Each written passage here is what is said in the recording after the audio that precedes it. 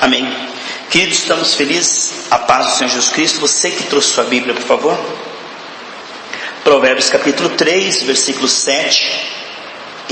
É o que nós estávamos lendo na quinta-feira e discorrendo. Nós estamos com o tema A Liberdade para Escolher. Hoje é a parte 9. E tem sido uma bênção, queridos, nós descobrirmos a coisa mais maravilhosa, que Jesus Cristo, quando morreu na cruz do Calvário, nos deu liberdade. Onde está o Espírito do Senhor, ali há liberdade. E nós temos falado sobre as características dessa liberdade, essa nova vida que nós ganhamos. Isso nos motiva, porque vemos as limitações da nossa condição humana, da nossa carne, vemos muitas vezes os desafios, vemos as nossas falhas e as falhas dos outros. Mas quando começamos a meditar, Júnior, na abundância dos recursos disponíveis, nós ficamos motivados, porque a graça, ela é um recurso mais do que suficiente para nós prevalecermos. A salvação de Jesus Cristo, ela realmente salva. Não só nos salva do inferno, ela nos salva de sermos escravos do mal e sermos vítimas, para sermos pessoas capacitadas por Deus para viver bem e ajudar pessoas. Então essa salvação, ela nos dá essa condição. Nós vemos a vida de Jesus, por onde ele ia, ele estava bem ajudando as pessoas, independentemente de como ele era atacado, perseguido, ele tinha essa condição. Mas ele é Jesus, eu sou um ser humano normal. É verdade, mas Jesus Cristo morreu, ressuscitou, no terceiro dia subiu aos céus e enviou para nós o Espírito Santo para nos ajudar nas nossas fraquezas, de forma que nós estamos supridos. E é muito importante nós meditarmos nos recursos, porque vamos dar um exemplo. Você recebe uma herança e se você não for atrás, aquilo ali fica no banco lá, você não vai usufruir. É teu, mas você não usufrui. Assim, se nós não compreendermos todas as características e detalhes que nos foi concedido pela morte de Jesus Cristo, nós vamos viver uma vida limitada. Então é importante. A Bíblia diz assim, olha que coisa dessa: o meu povo é destruído por falta de conhecimento. E por outro lado, Jesus diz assim, isso é Oséias 4:6, tá? Oséias 4:6. O meu povo, ele está falando o meu povo, Deus falando o meu povo, não é aqueles que não querem nada com Deus. Ele diz, o meu povo está sendo destruído por falta de conhecimento. Aí ele diz assim, e lá em João 8:32, Evangelho de João 8:32, 36. E conhecereis a verdade vos libertará.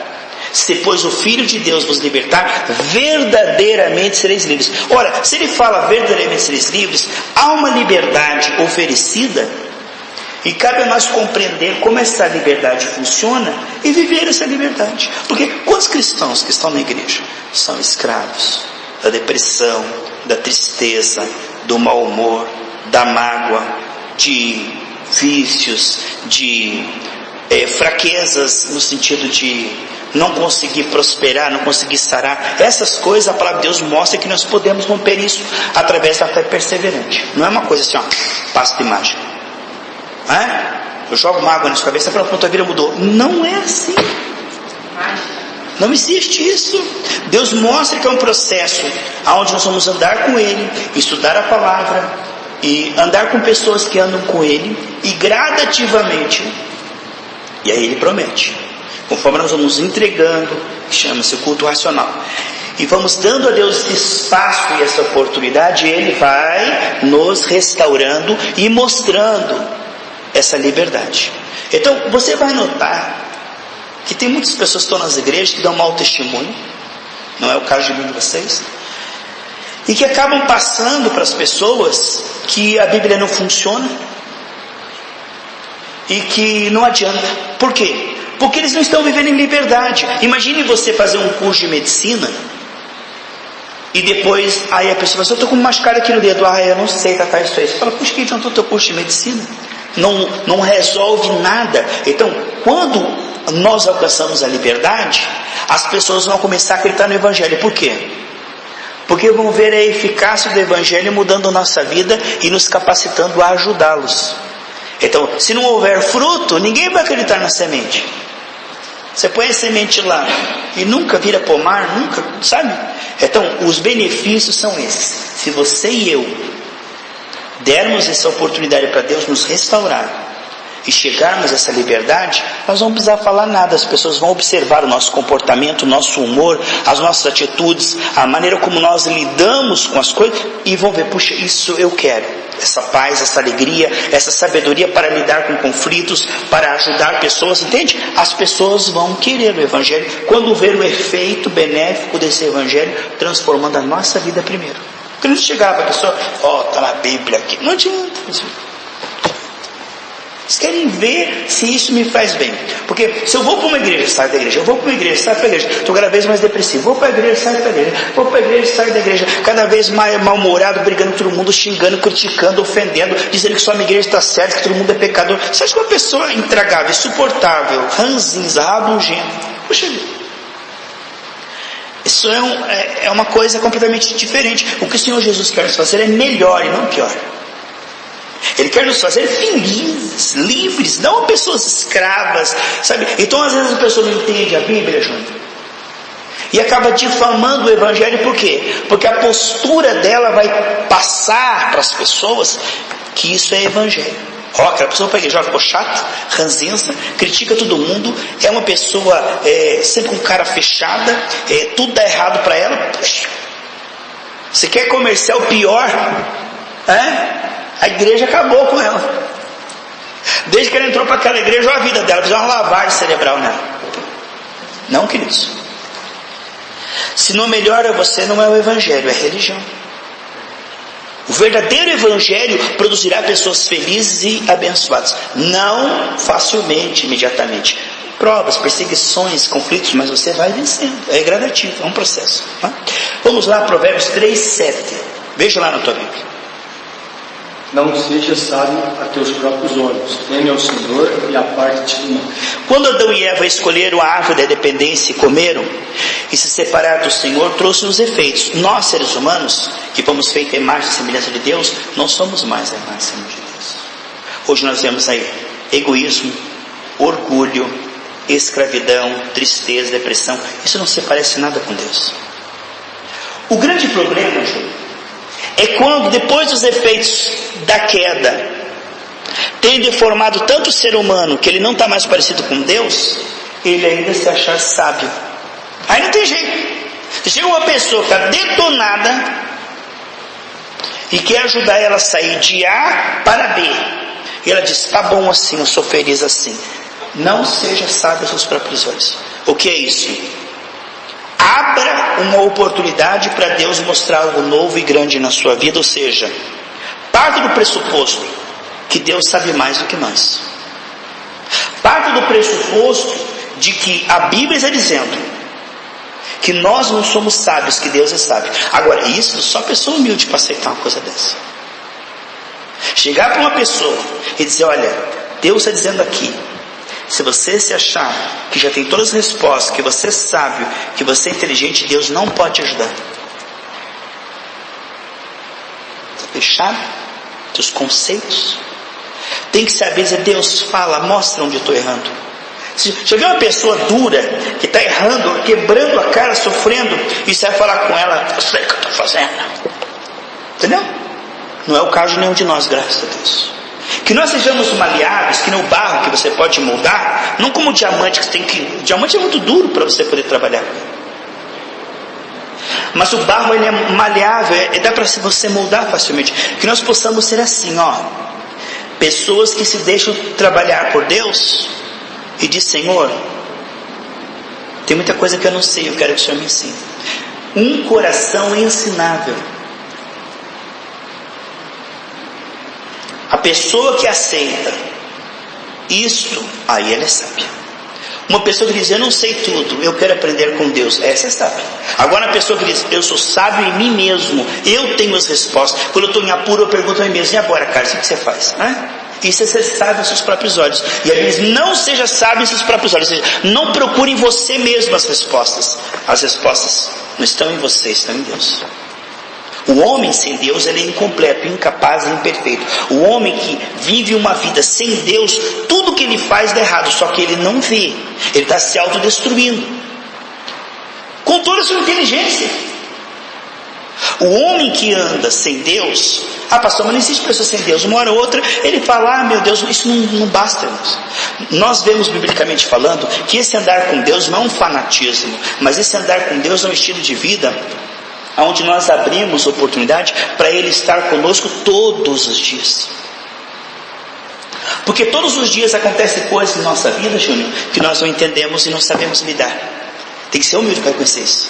Que todos os dias nós somos confrontados com desafios que nós não sabemos lidar. É uma ofensa, é uma perseguição, é um problema na família, e aí nós ficamos preocupados, ansiosos, sobe a pressão sanguínea, envenena o sangue. Outros têm problemas com diabetes, pressão alta. Por quê? Porque a angústia e a preocupação é uma tentativa do homem resolver os seus próprios problemas. E nós vemos que Deus nos dá a paz, a alegria e a força para encontrar as respostas, a solução com Ele. Sabe, amados? Você mais Deus pode vencer. Agora você ou eu sozinho não tem a menor chance. Não tem. Porque existem espíritos invisíveis, a Bíblia fala, anjos caídos que chamam demônios, que eles trabalham assiduamente para que o homem não prospere, não saia e não vença. Nós somos feitos um pouco menor que os anjos, de forma que eu e você, lutando com o nosso intelecto, nós não conseguimos. Agora, nós nos aliando a Deus e descobrindo as estratégias de Deus e aplicando essa estratégia, nós somos mais que vencedores. Amém? Então, em Provérbios 3:7, que nosso irmão Júnior leu, é muito importante que nós recebamos revelação dos recursos recebidos para obedecer. Ou seja, quando você recebe uma tarefa que está além da sua condição atual, Júnior, levanta ali 1.500 quilos. Quando você descobre uma tarefa que ela é muito maior que a sua condição, e você tentar fazer aquilo, você vai se frustrar. Sabe por que as pessoas leem a Bíblia e elas se frustram? Porque elas leem assim, então vou fazer isso aqui. Mas não pode ser assim. Não é ouvir e tentar fazer. Isso aí vai gerar pessoas frustradas. Sabe, as próprias pessoas. Não é ler e dizer, tá bom, então vou fazer isso aqui. Não entendeu nada. Quando nós lemos, nós nos voltamos a Deus e dizemos, Deus, eu não entendi direito. Deus, me ajuda, me perdoa, eu não estou conseguindo. E você vai em oração e comunhão com Deus, e Ele vai produzindo em você essa revelação, como estamos falando aqui, que é mostrar através da palavra, que quando Jesus morreu, ressuscitou e deu seu Espírito Santo, nós recebemos recursos sobrenaturais, a sua presença. Essa presença que vem habitar em nós, ela não é muito percebida por 90% dos cristãos. A presença está ali, mas a pessoa continua andando na mente, com seus pensamentos. Não anda com o Senhor, anda consigo mesmo. Tanto tempo que andou sozinho, acaba andando sozinho e fazendo sozinho. Então, uma coisa muito importante que nós precisamos, queridos, é compreender de forma detalhada os recursos sobrenaturais recebidos para obedecer. Nosso irmão Júnior, não seja sábio, teme a Deus e aparta-te do mal. Nós recebemos poder para temer a Deus. Nós recebemos o poder de Deus para se apartar do mal. Chega uma pessoa que está afundada no mal, ela diz assim, pastor, eu queria tanto, mas não consigo. Isso aqui é mais forte do que eu. Eu não quero fazer como eu estou fazendo. Escravo. Eu não queria ser assim, nervoso, escravo desse vício, desse pecado. Eu não queria ser assim. Eu luto, eu falo, não vou fazer. No outro dia vai lá e faz. Não. Todos nós temos limites. Às vezes o erro meu não é o erro igual ao teu, mas todos nós temos erros. Áreas da nossa vida que nós não damos conta sozinhos. E aí, quando nós vemos essa nova vida, que ela é tão superior àquilo que nós estamos vivendo, algumas pessoas até se assustam, mas eu não vou conseguir fazer isso aqui. Não. Aí vem Deus e mostra, eu vou te ajudar. Eu não só te dou a palavra, como eu te dou a minha presença, e nós vamos fazer isso aqui juntos. Aí quando nós vamos compreendendo a presença do Senhor e os recursos, nós vamos compreendendo que nada é mais forte do que a presença dele em nós. Que Deus ajude nós a entender isso. Quando você vê um cristão passando assim, aquela impressão, pastor, eu sou fraco, eu não queria pensar assim, mas sabe, vem aquilo e me dá. Você está diante de uma pessoa ignorante espiritual. Porque nós estamos estudando aqui, o Júnior está lendo para nós, que tudo aquilo que é mal não é mais forte que a graça. O mal foi quebrado na cruz do Calvário quando Jesus Cristo morreu. Maior é aquele que está dentro de nós. 1 João 4,4 diz isso. Então, quando uma pessoa ela passa a impressão de ser mais frágil que o pecado, ela está equivocada nos seus princípios. Por quê? Quando você diz assim, olha, eu quero fazer o bem, mas o pecado é mais forte que eu, você está dizendo que a salvação de Cristo não sou, porque o pecado reina soberano e você é fraquinho. Não foi assim que Deus nos deixou neste mundo. Só que isso está escondido as 7 chaves. Lê para nós, Júnior, 2 Coríntios 3:6. Está escondido as 7 chaves. O inimigo não quer que você saiba que Deus te faz mais forte que esses sentimentos, que esses desejos, que esses vícios, que esses problemas financeiros, familiares. Que Deus nos faz mais fortes. Por quê? Porque a presença dele é maior que isso aí. Não há luta que você possa passar que você não possa vencer. Aí a pessoa, eu não consigo. A pessoa está equivocada. Ela consegue, se ela compreender o que Jesus Cristo fez na cruz do Calvário, ela vai receber um novo ânimo. Você não estava conseguindo até aqui, mas agora com a minha ajuda você vai conseguir. Vejam, 2 Coríntios 3:6, por favor. O qual nos fez também capazes de ser ministros do Novo Testamento, não da letra, mas do Espírito, porque a letra mata e o Espírito vivifica. Então, quem nos fez capazes, diz ali a Bíblia? Deus nos fez capazes. Pensa nisso. A Bíblia está dizendo aí que Deus nos fez capazes de sermos ministros, não da letra. O que é ministro da letra? Ministro da letra é o seguinte, é você ler e tentar fazer, tentar imitar, é se colocar debaixo da lei e dizer, eu tenho que fazer isso aqui, senão eu vou para o inferno. Isso é ministro da letra, cobrando comportamento. Você está aqui na igreja? Tem que parar com isso. Até muda a voz. Está na nossa igreja, agora você não pode mais fazer aquilo, nem mais aquilo, tá? Isso é ministro da letra. O ministro do Espírito, ele não vai cobrar comportamento de você, ele vai te ensinar como você vai conseguir praticar isso. Ele vai te ajudar e te dar recursos, informações e ajuda para que você consiga.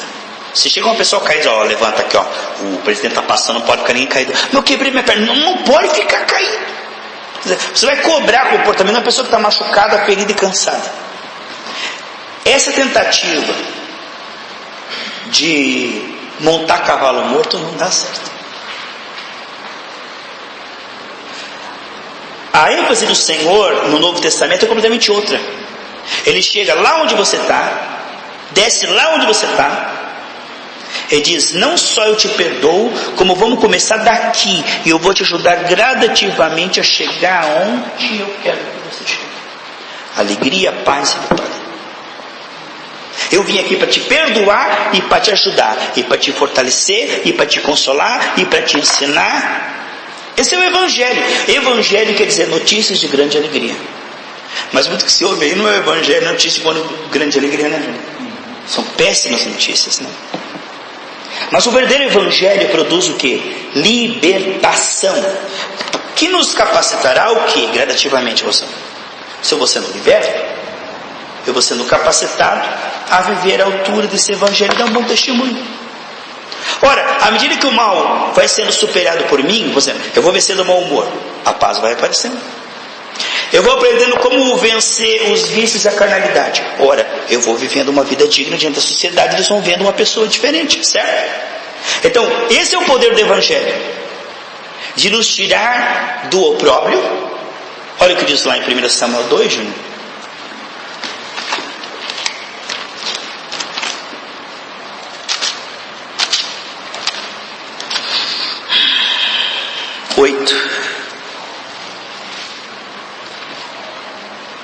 Bonita essa palavra, né? 1 Samuel 2:8. Levanta o pobre do pó e desce o esterco, exalta o necessitado, para o fazer assentar entre os príncipes, para o fazer herdar o trono de glória. Porque do Senhor são os alicerces da terra, e assentou sobre eles o mundo. Então Deus pega o homem da onde? Do começo, do pó. Sabe da onde que o homem está desde a queda de Adão e Eva? Ele não percebe isso. Mas todos nós, todos. Romanos 3:23 diz todos, do pó. Deus pega o homem humilhado, derrotado, envergonhado do pó e do monturo. Para quê? Para fazer exigência? Para cobrar comportamento? Não, o que diz ali a Bíblia? Para o fazer assentar entre os príncipes, para fazer herdar o trono de glória, porque do Senhor são as colunas da terra, e ele assentou sobre as montanhas. Então Deus quer pegar o homem do pó e o fazer reinar em vida. Romanos 5:17. E esse reinar não é o reinar sobre pessoas, é o reinar sobre o seu mau humor, sua carnalidade, seus problemas, seus desafios, sobre demônios, sobre as malignas. Porque, você sabe, a pior macumba que existe não é a pessoa ir lá na encruzilhada lá, colocar uma galinha, farofa. A pior macumba que existe é a inveja. Pessoa que não quer ver você bem. Só que essa inveja, ela só tem eficácia em quem não anda com Deus. E quem anda com Deus, contra Israel não vale encantamento. Ou seja, quando nós andamos com Deus, a presença de Deus destrói todo o poder da inveja. Porque a inveja é um poder altamente destrutivo. É o poder mais destrutivo que existe na terra. É a inveja. A Bíblia diz que a inveja é a podridão dos ossos. Mas não temos que ter medo da inveja, mas sim da ignorância. Porque se nós formos pessoas instruídas na verdade, nós nem julgaremos o invejoso, nós até oraremos por ele e Deus o tirará da cegueira, porque o invejoso nada mais é do que o escravo do diabo. Porque Deus não nos criou para invejar os outros, Deus nos criou para ajudar uns aos outros a sermos fortes, entendeu?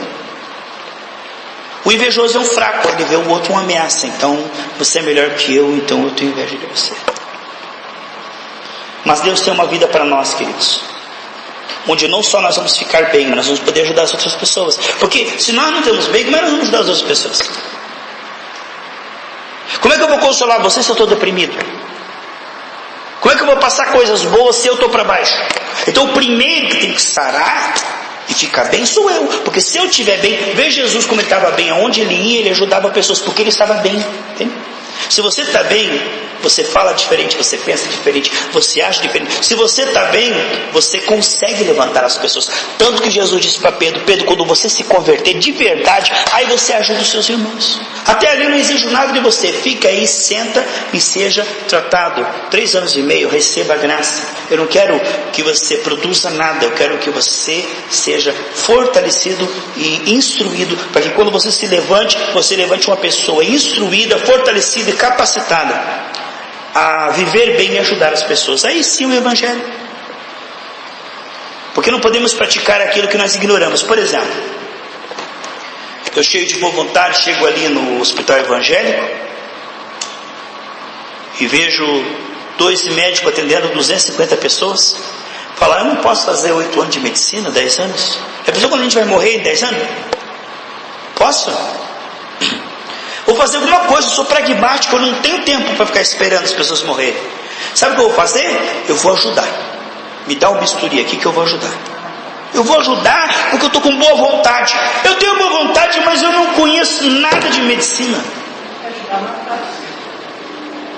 Assim é as pessoas que entram para a igreja e querem mudar as outras com marretada e cobrança de comportamento. Elas estão despreparadas, usando a Bíblia de uma maneira inadequada e ferindo, maltratando e irritando os outros também. Por quê? Porque elas mesmas não entenderam. Porque elas mesmas não estão bem. Porque quem está bem não cobra o comportamento dos outros. Quem está bem vai ajudar os outros do ponto dela estar, devagarzinho, levá-la até a perfeição, que é o propósito de Deus. Vem para mim Romanos 8:29.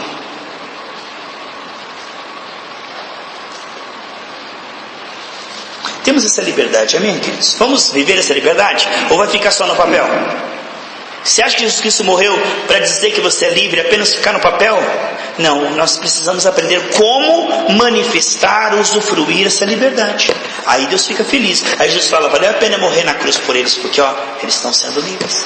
Já pensou você cortar a tua mão, machucar a tua mão para pegar uns legumes lá e capinar e fazer uma comida legal lá, uma pessoa sangrando a tua mão, você pensa aquela comida e a pessoa, não vou comer não, estou com apetite. Por tudo que você sofreu, o efeito a pessoa rejeitou.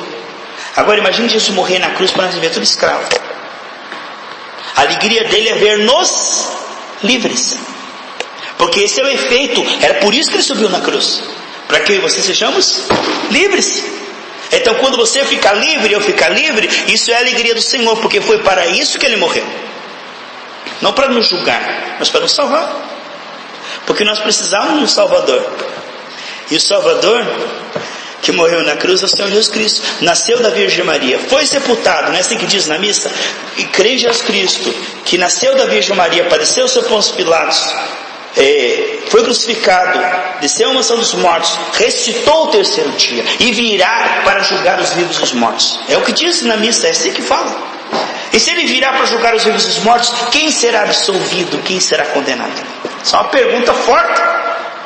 Se ele virá para julgar os vivos e os mortos, porque hoje ele não está como juiz, hoje ele está como advogado, mas quando ele vier, ele virá como juiz. E ele diz assim, que ele virá para julgar os vivos e os mortos. Num julgamento existe absolvidos e existe condenados. Quem será absolvido? Nós já vamos ver quem será absolvido, amém? E quem será condenado também está na Bíblia. Vamos ver lá. Veja para mim lá o versículo que eu te falei. Romanos 8, 21. Porque os que antes conheceu também os predestinou para serem conformes à imagem do seu Filho, a fim de que ele seja primogênito de muitos irmãos. Então, aqueles que ele chamou, ele predestinou, ele destinou antes da fundação do mundo que fiquem cada vez mais parecidos com Jesus Cristo. Esse é o propósito de Deus. Fazer eu e você humildes, mansos, amorosos, gente boa, sabe? Quem será condenado e quem será absolvido? Vamos ver primeiro quem será condenado e quem será absolvido. Qual que eu vejo primeiro? Quem será absolvido ou quem será condenado? Pastor, eu quero saber só quem será absolvido, não quero saber quem vai ser condenado não. Quem será absolvido? João 12, leia para nós. Evangelho de João, capítulo 1, versículo 12.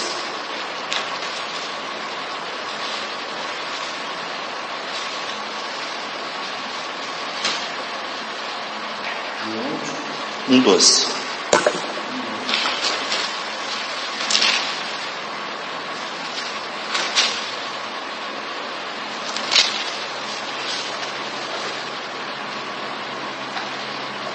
Mas a todos quantos receberam, deu-lhe o poder de serem feitos filhos de Deus, aos que creem no seu nome.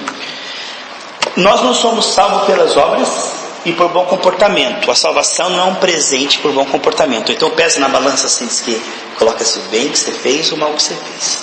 Se pesar mais o mal, vai para o inferno. Se pesar mais as boas obras, vai para o céu. Não é assim que você é salvo.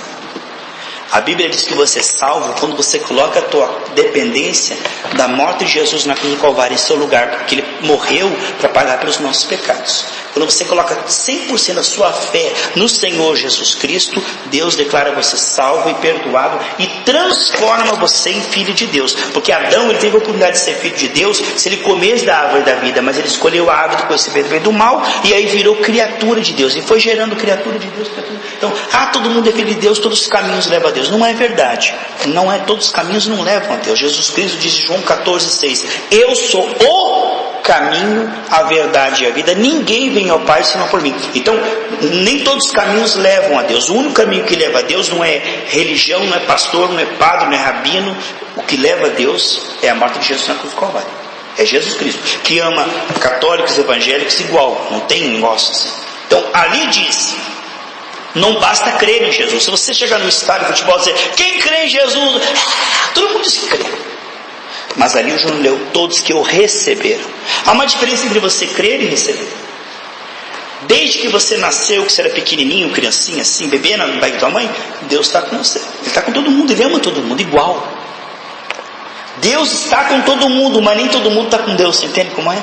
Então Deus está com você a vida inteira, mas chega um momento na tua vida em que você ouve o Evangelho e tem uma oportunidade. Por exemplo, se eu chegar na tua frente, esticar a mão assim e falar assim: tem um presente para você. Você fica me olhando assim, ó, sai com um problema mental. Porque presente, você fala assim: não quero, leva embora, não é assim? Ou você fala: ai, obrigado, e pega. Presente ou se aceita ou se rejeita. Não para com assim, porque aí está complementar. Se eu te ofereço um presente, ou você aceita ou você rejeita. Então o que nós vemos é que a salvação é um presente de Deus. Deus está conosco desde que nós nascemos, mas Deus quer entrar dentro de nós, e Ele não entra dentro de nós através de rituais ou através de religião. Ele entra dentro de nós quando nós ouvimos o Evangelho, compreendemos isso e convidamos com a nossa boca: Senhor Jesus, venha morar no meu coração, perdoar os meus pecados e me dar um novo nascimento. Neste momento que nós fazemos isso com entendimento, voluntariamente, neste momento Ele entra em nação de glória.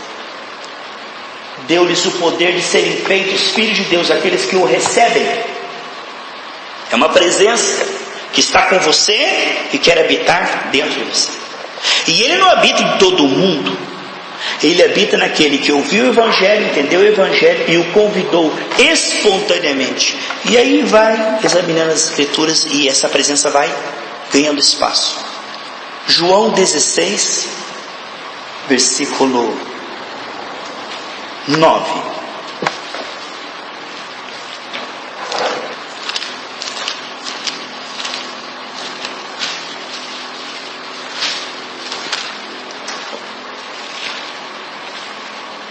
Só o 9 ou começando? Pode ler. João 16, 8 e 9. E, quando Ele vier, convencerá o mundo do pecado, da justiça e do juízo. Do pecado, porque não creram em mim. Então o pecado que leva o homem para o inferno, a ser condenado naquele dia, que Jesus virá para julgar os vivos e os mortos, é não crer que Jesus Cristo salva, e que não é nossas obras que salvam, é Jesus Cristo que salva. Este é o único pecado que leva o homem para o inferno, é rejeitar Jesus Cristo como Salvador. Porque lá no céu existem pecadores que pecaram, que roubaram, que mataram e se arrependeram e foram salvos. Então não é o que você faz ou que deixa de fazer que te salva. O que te salva é entregar-se a Jesus. E o que faz você ir para o inferno é não se entregar a Jesus. É isso. Então, se você aceita o presente de Deus, você é salvo. Se você rejeita o presente de Deus, você... Vejo judeus que seguiam a palavra e quando veio o Messias não acreditaram nele. Até hoje eles não acreditam nele. E por terem rejeitado a Jesus, eles estão, se eles não crerem em Jesus, condenados. É o que a Bíblia diz em Romanos. Porque a salvação tem a ver com como eu trato Jesus. Se eu recebo Jesus, Deus me recebe no céu. Se eu rejeito Jesus, Deus me rejeita e me lança no inferno. Veja. Simples, né? Só que vai explicar isso para uma pessoa: não, eu fiz boas obras, eu não mereço. Deus é bom, não vai criar um inferno. Imagine, eu pago minhas contas, sou honesto. Não, quem tem que ir para o inferno é esses outros. Não, quem não crê no Senhor Jesus e crer nas suas obras irá para o inferno. Mas quem crê no Senhor Jesus Cristo será perdoado dos seus pecados e receberá um novo nascimento, através do qual gradativamente ele ficará cada vez mais parecido com Jesus. Dará um bom testemunho e dará boas obras para a glória de Deus, amém? Nós temos mais tempo, nós vamos conversar entre nós aqui, mas eu queria ler mais um versículo, Júnior. João 6.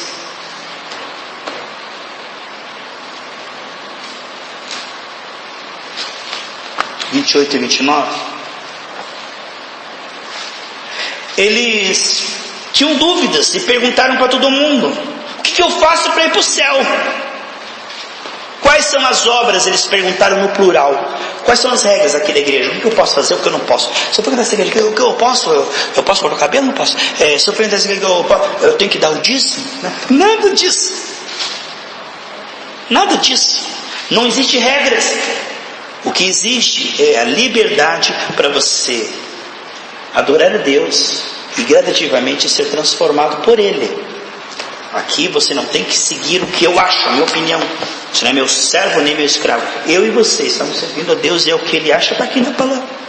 Veja lá, João 6, 28 e 29? 28 e 29. Disseram-lhe, pois, que faremos para executarmos as obras de Deus? Jesus respondeu e disse, no singular: a obra de Deus é esta, que creais naquele que Ele enviou. O que eu faço para ir para o céu? Quais são as obras? Jesus responde no singular: a obra é essa, creia em mim, que eu vou morrer na cruz e vou salvar vocês, e vou te dar um espírito para vocês viverem uma vida santa e honrarem meu Pai. Essa é a obra. E nós estamos nessa. Aleluia, embarcamos de carona para o céu, escapamos. Que grande salvação. Como poderemos adorar a Deus e agradecer o resto da nossa vida, Rosário? Por escaparmos do inferno que nós merecíamos pelas nossas obras? Mas agora fomos salvos por Jesus, estamos sendo salvos das nossas obras agora, e no futuro teremos um corpo glorificado no céu.